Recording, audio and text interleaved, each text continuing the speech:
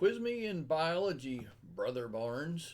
All right, let's do a little bit of dimensional analysis and a little temperature conversion just for a minute.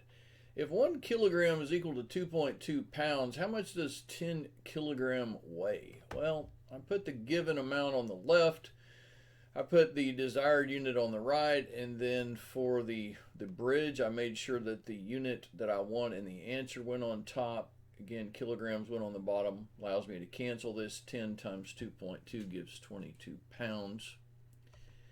What temperature in Fahrenheit is represented by 0 degrees Celsius if this is the formula for converting Celsius to Fahrenheit?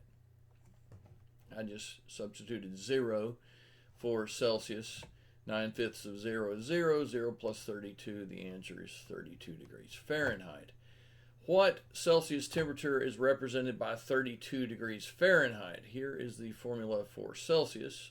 So I took 32 and substituted it for Fahrenheit, subtracted 32, 5/9 of 0 is 0 degrees Celsius.